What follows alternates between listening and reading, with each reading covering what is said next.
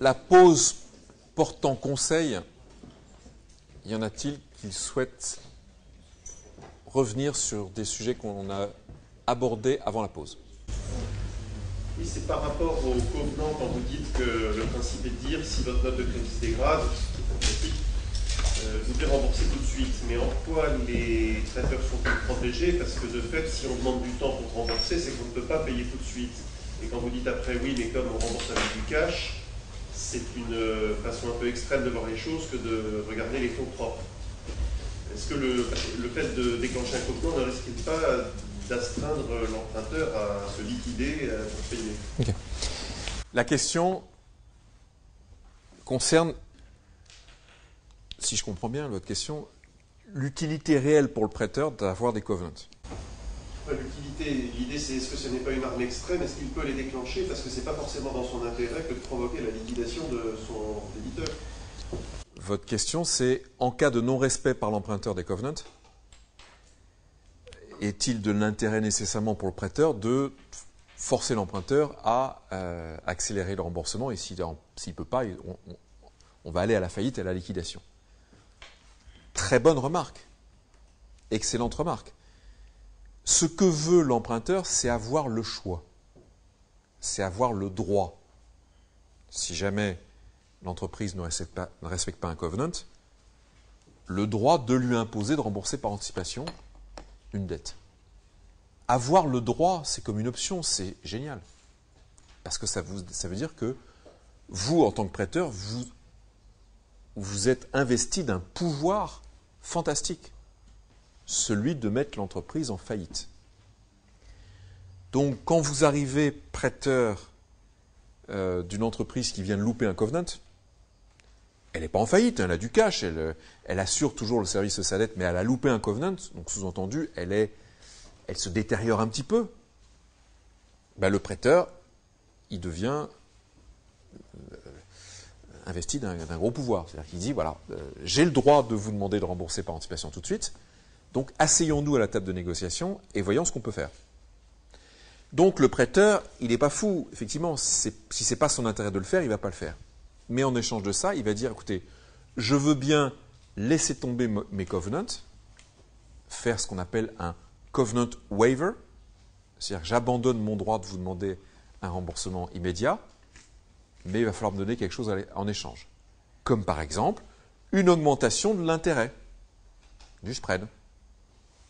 Logique, votre situation s'est détériorée, je demande une remise à jour de vos conditions.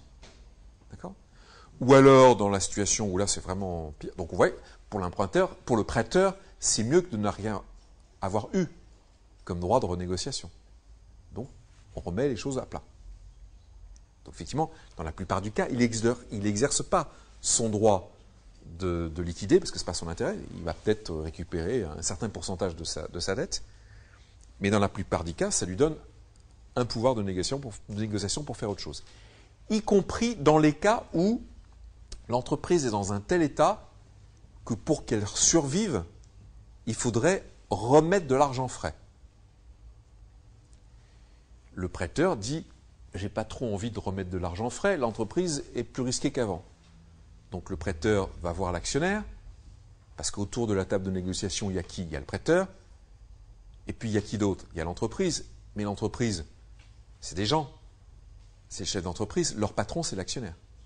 Donc en gros, c'est les actionnaires et le prêteur qui discutent.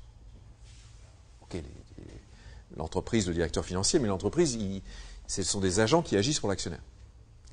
Et donc si l'entreprise a besoin d'argent frais pour être enflouée et repartir sur de bonnes bases, le prêteur va dire, écoutez, moi, je n'ai pas tellement envie de mettre d'argent frais. C'est à vous, actionnaire, de le faire.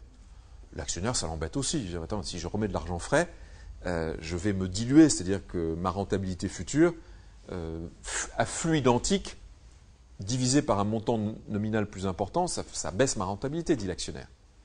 Et le prêteur va lui dire, bah, écoutez, si vous ne le faites pas, j'ai le pouvoir de mettre la société en faillite et en liquidation. Et à ce moment-là, vous, actionnaire, vous perdriez tout. Donc vous choisissez. Sacré pouvoir de négo. D'accord ? Et si vraiment l'actionnaire jette l'éponge, ou s'il ne veut pas mettre beaucoup d'argent, eh bien le prêteur a le pouvoir de dire, écoutez, moi, je remets de l'argent supplémentaire, mais moi, prêteur, je vous exproprie, vous, actionnaire. Pourquoi je dis exproprie? Parce que l'actionnaire est propriétaire. Donc il perd sa propriété parce qu'il n'a pas voulu mettre de l'argent ou il n'a pas voulu en mettre autant. Et donc le prêteur dit, je veux bien renflouer un peu, mais en échange de ça, j'ai des actions qui me donnent droit à un gain en capital si ça va bien. Donc c'est le pouvoir de négo qui veut le prêteur. C'est être averti en cas de dégradation pour pouvoir renégocier, remettre les choses à plat. Voilà. Donc effectivement, c'est l'épée de Damoclès. Et donc une entreprise, elle sait qu'elle a intérêt à respecter ce covenant. Parce que sinon, ça peut déclencher des choses importantes. Je vous remercie pour cette question intéressante. Autre question? Ok.